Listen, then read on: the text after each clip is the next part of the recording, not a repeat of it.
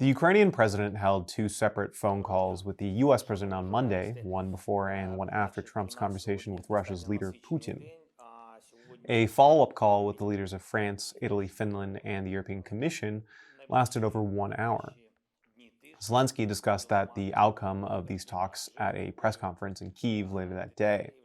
According to him, Kyiv will not agree to any conditions that involve withdrawing its armed forces from Ukrainian territory. Zelenskyy discussed the outcome of these talks at a press conference in Kyiv later that day. According to him, Kyiv will not agree to any conditions that involve withdrawing its armed forces from Ukrainian territory. Zelenskyy emphasized in his earlier call with Trump that no discussions about his country should take place without Ukraine, underscoring the need for direct negotiations with Moscow. We're looking into the ways of organizing a meeting of all of the parties involved in the peace talks once more, at the highest representative level. United States, Ukraine, Russia, as well as European representatives, meaning France, Italy, Germany, and the United Kingdom. Such a meeting could take place in Turkey, Vatican City, or Switzerland. The exchange of 1,000 prisoners of war on each side is the most significant outcome of the recent Ukraine-Russia negotiations in Turkey, stated President Zelenskyy in a Telegram post on May 19th. The agreement emerged from a new round of diplomatic efforts aimed at ending Russia's war against Ukraine. According to Zelenskyy, the Turkish-hosted negotiations underscored Ukraine's readiness to advance towards peace and demonstrated the global necessity of maintaining pressure on Moscow to halt the war. He also reiterated Kyiv's key position for a full and unconditional ceasefire, essential not only for saving lives, but also for creating space for meaningful diplomacy.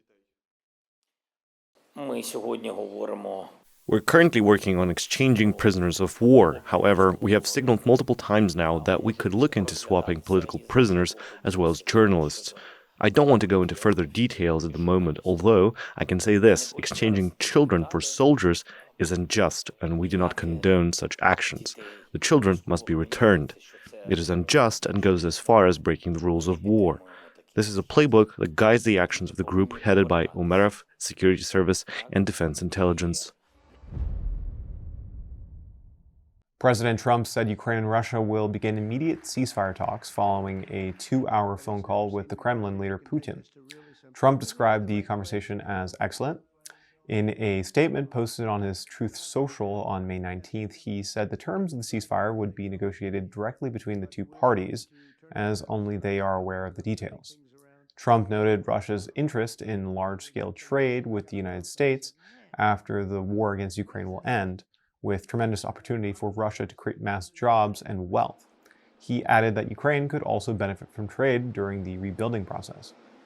Meanwhile, NATO's Secretary General Mark Rutte finds it important that the U.S. administration is involved in Ukrainian peace efforts, but it is crucial that Europe and Ukraine remain part of the consultations.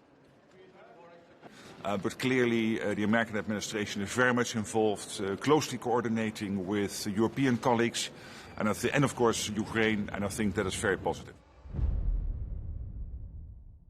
Russia's leader Putin is not truly interested in peace in Ukraine and is only playing for time in talks with the United States, said the German Defense Minister Boris Pistorius.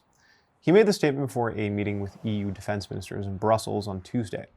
According to Pistorius, Putin is still not prepared to make any concessions, only talking about a ceasefire on his terms, which includes Ukraine not joining NATO, ceding occupied territories, and much more. There have been further massive attacks, especially in the night before last. The most massive drone attacks since the start of the war, as they say. This gives a deep insight into the actual intentions. Attacks with an estimated more than 270 drones speak a clear language. Several people in Ukraine have been killed, many wounded, and I think that speaks louder than the lip service we have heard so far. Pistorius added that Europe needs to increase pressure on Moscow by imposing more sanctions, especially on Russia's energy sales. The European Union has approved the 17th sanctions package against Russia, reported the EU High Representative for Foreign Affairs and Security Policy, Kaja Kallas. On her X page, she stressed that the new measures targeted nearly 200 Shadow Fleet ships and addressed hybrid threats as well as human rights. The longer Russia wages its war, the tougher the response, concluded Kallas. Ahead of an EU defense and foreign ministers meeting in Brussels on Tuesday, she also announced that work on the next sanctions package is already ongoing. But we continue on working on the next strong package of sanctions to put more pressure on Russia so that they would also want peace.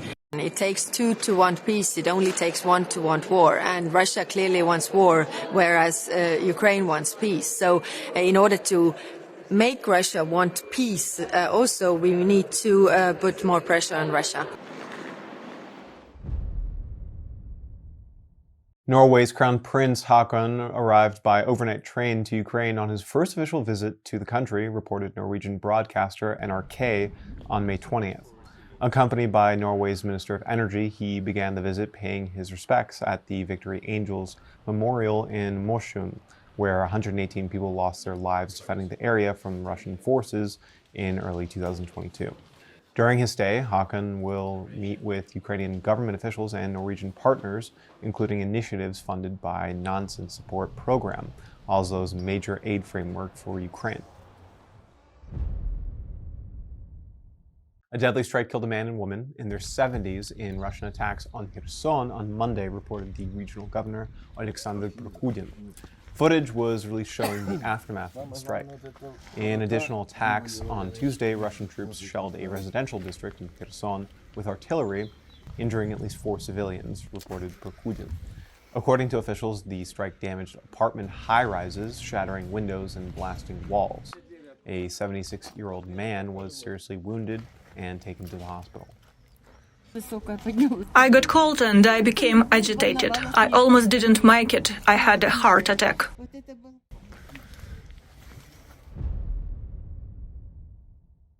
Russian authorities released the Green Admire oil tanker, which was detained on May 18th after departing the Estonian port of Sillamäe with a cargo of shale oil, Estonian public broadcaster ERR reported on May 20th.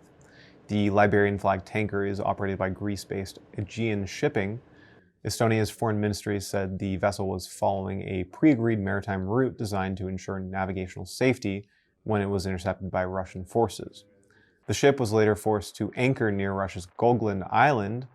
According to the outlet, the vessel safely exited Russian territorial waters on the evening of May 19th and is now en route to Rotterdam. Estonia's prime minister was interviewed by reporters on Sunday regarding a similar incident that occurred in the Gulf of Finland, where Tallinn had detained a Russian shadow fleet vessel carrying sanctioned oil. He stated that this does not change anything, and Estonia is determined to continue checking suspicious tankers in their waters. Russian jet was about a minute in our airspace, so that doesn't change a thing, but it shows that Russia is committed and very worried about their oil revenues. Blood money, I would say. And second thing is that Europe should have more longer list of sanctions with the shadow fleet ships. That will also deter the countries and companies running this kind of shadow fleet. And for us, it's like not to Estonia, but for Europe and wider European political community and the states also is the question that how come Russia is waging the war 4th year already and still selling products on world market? How come?